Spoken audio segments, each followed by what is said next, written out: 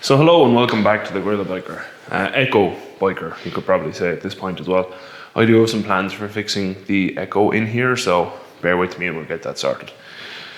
Today we're talking about is the CB750 Nighthawk.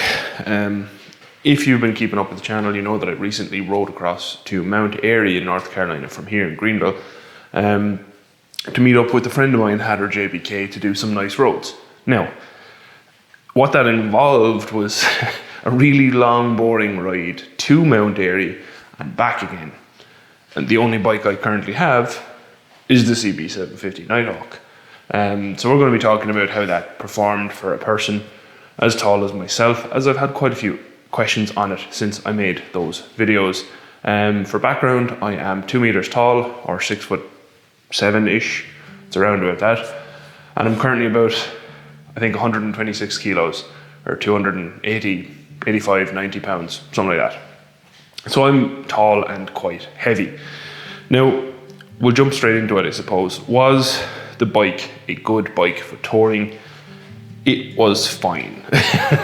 So from an actual bike performance perspective, this bike was pretty good. It's, not a very powerful engine, 70, 80 brake horsepower, and it's air cooled and whatever else. So it's not a performance machine.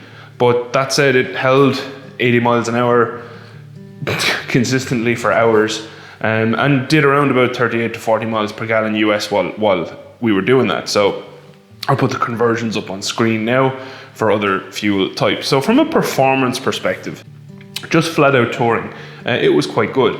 Obviously, I don't have any luggage or anything on this yet. That is to come. I'm looking at a Ventura luggage system for this bike. In the long run, this won't be the bike I ride most of the time. This is going to be Toaster's bike. It's just she's currently not in America. And I did just buy, or agree to buy, my bike.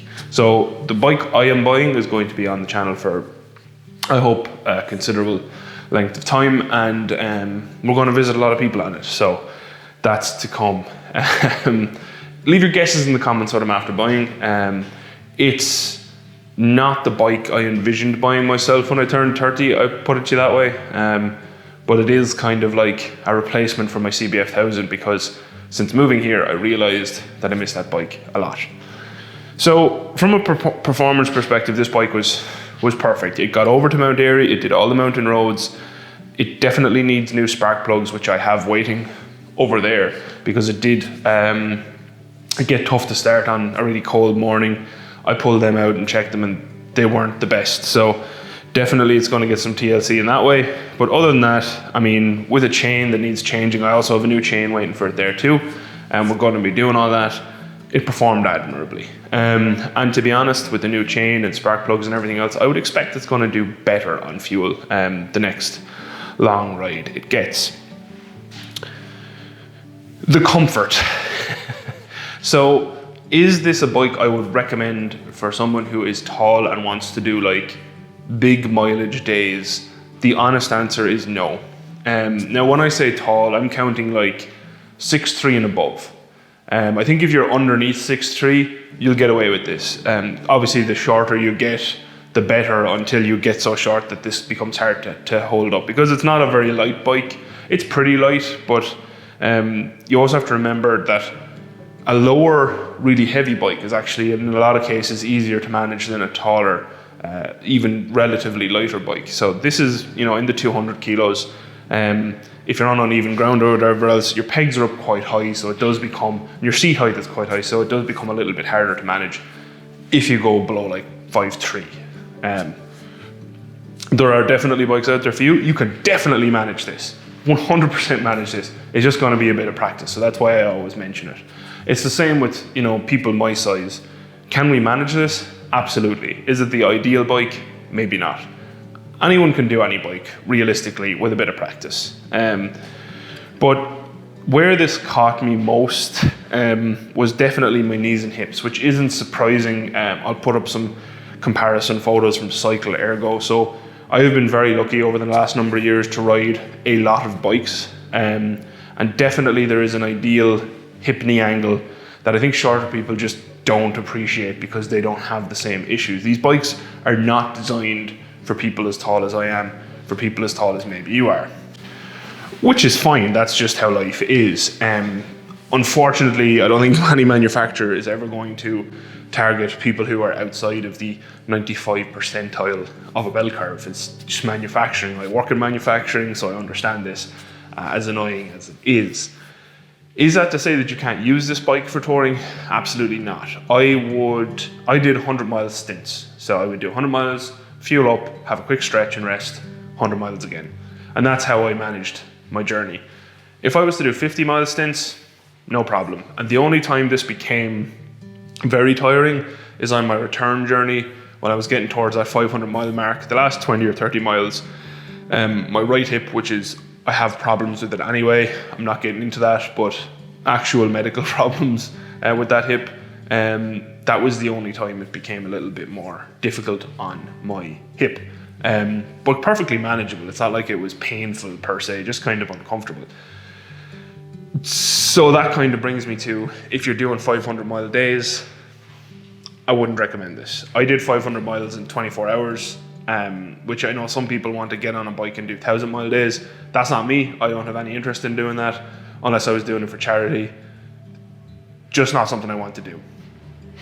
But is this something that you could use, 500 miles over 2 days? Absolutely. If you're my height, absolutely. Like I said, Cycle Ergo, again up on the screen, a very manageable hip-knee space ratio. And this would have been improved massively if I already had luggage on it. But I didn't, so I managed with my backpack. The backpack definitely didn't help because it fatigues your upper body. The other thing obviously then is, this bike is a naked bike, or naked. What that means is there's no wind covering on the front or whatever else, and it was quite cold. Colder air is denser, so I'm basically shoving a big spoon, which is me, through a liquid, which is air. Obviously air being not obviously really a liquid, but a denser gas in that situation, which again increases your fatigue. Anyone who's ever ridden a naked bike and then ridden a fared bike, you'll be able to talk to people about the difference. It just takes, anything that takes wind off your upper body and chest makes a longer journey a lot more manageable, particularly if it's blustery, and it was kind of blustery because East North Carolina is quite flat, so you do get a lot of wind building itself up, and there's nothing to break up that wind really. So certainly on the ride back, I did get a little bit more fatigued.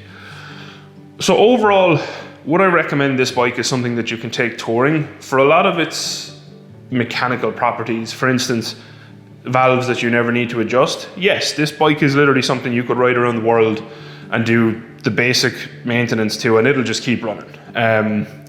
It's really from when the era of Hondas that were absolutely bulletproof. The only thing that could possibly let this bike down is the fact it's carbureted, and anyone who's dealt with carburetors on differing elevations and temperatures will tell you that they're not ideal. It's why they're not really around anymore. EFI is better in every sense, from power, fuel economy, adaptability and reliability.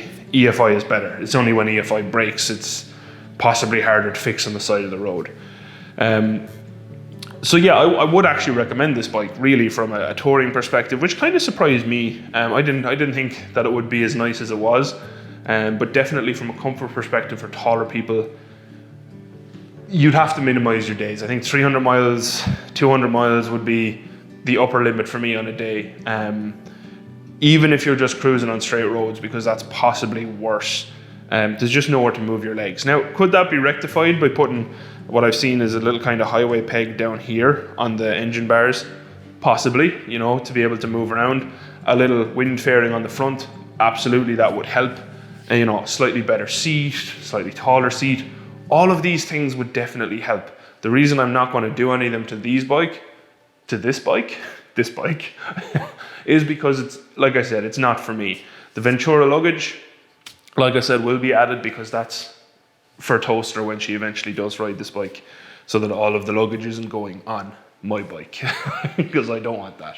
Then I've also been asked what I wore. So to run through it really quickly, I had these Knox gloves. These ones, I've had these years. I've had a minor accident in them. I are still perfect, and they saved the palm of my hand when I did have that minor accident. You can kind of see it right here. That's literally all the damage that was done, and to the wrist protector right here. You can see it's kind of scored away. But other than that, these are perfect. They're a lighter glove, but they're also quite good in coldish weather, and it was coldish because they're a thicker leather. They also have the BOA closing system, so you pop them on, push down the button, and do that, and then take them off, pop it, pull.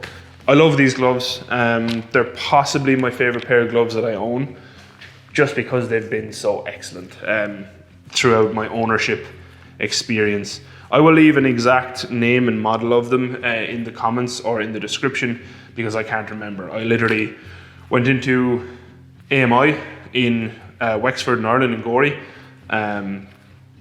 and I bought them because they were nice. That's about it. On my leggy poos, I had these guys. These are Lindstrad motorcycle jeans with stretch. They do have liners. They're, you know, Kevlar knees and stuff. They also have hip protectors, level 2 CE hip protectors, and they also have level 2 CE knee protectors.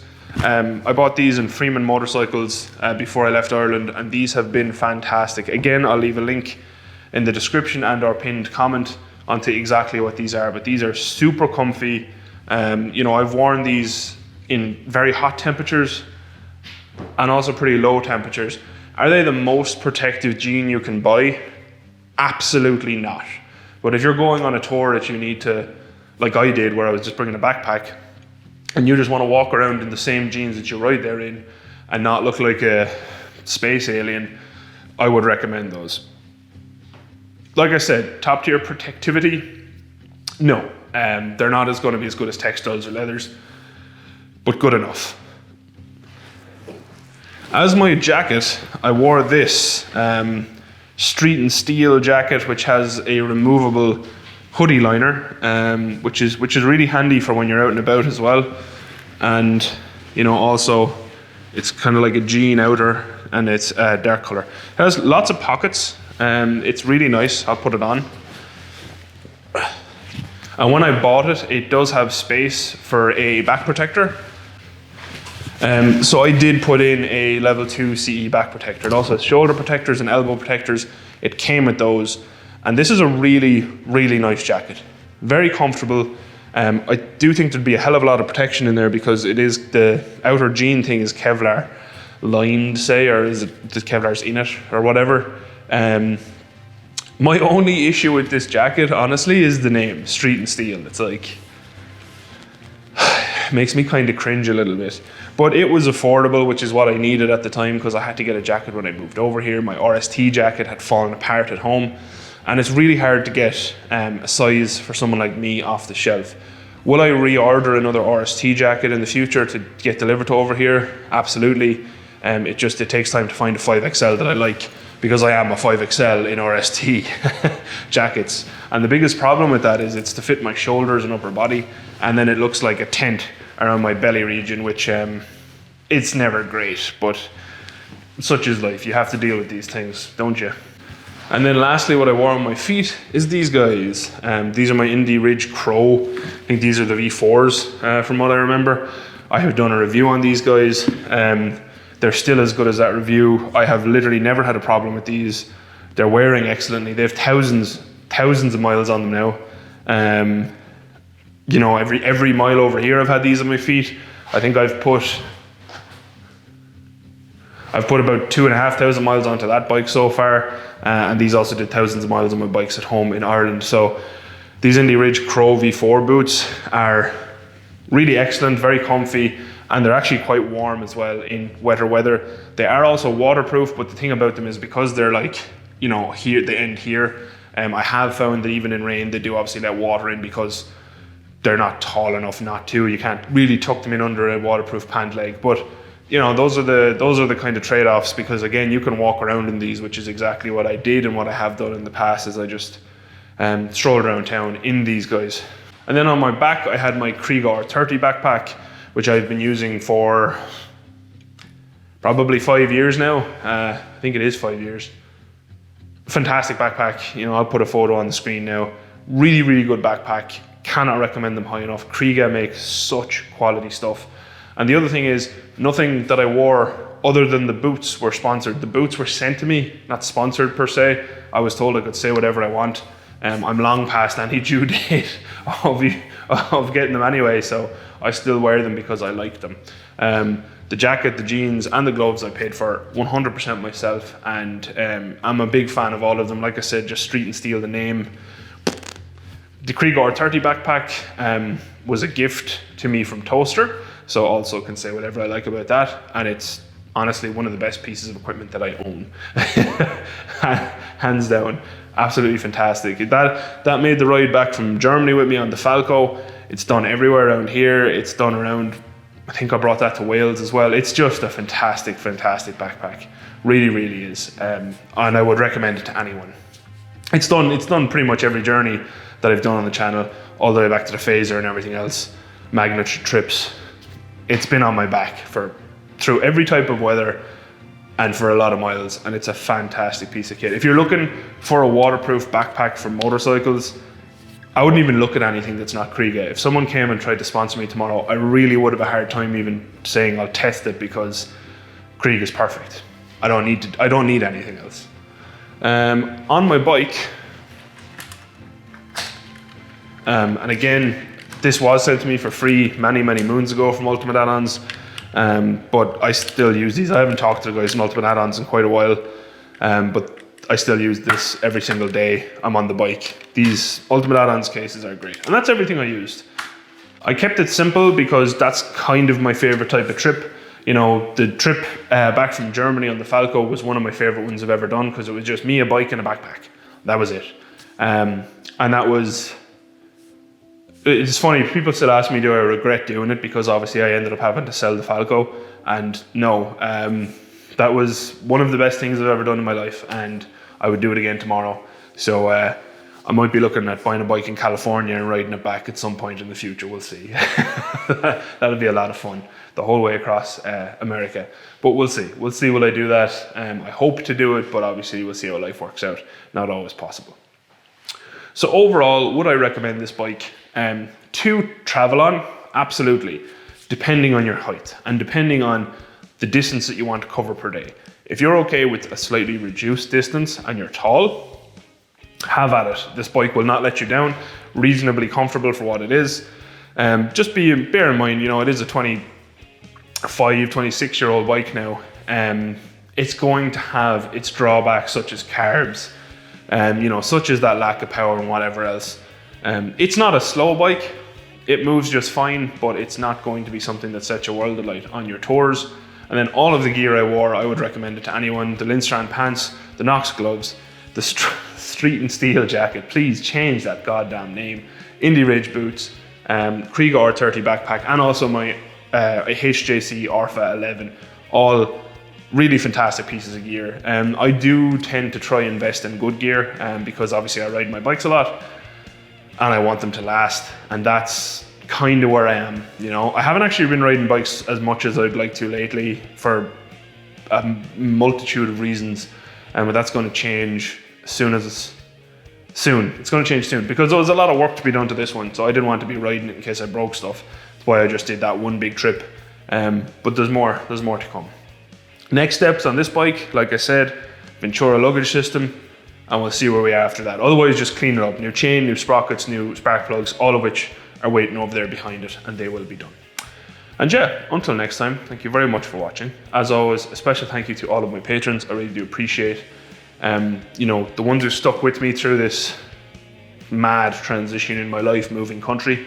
It has genuinely meant the world to me to have people who are like, nah, don't worry about it. Because I tried to, you know, tell people not to do it, but it has. And I think the people who I've talked to know that it was kind of unexpected. But yeah.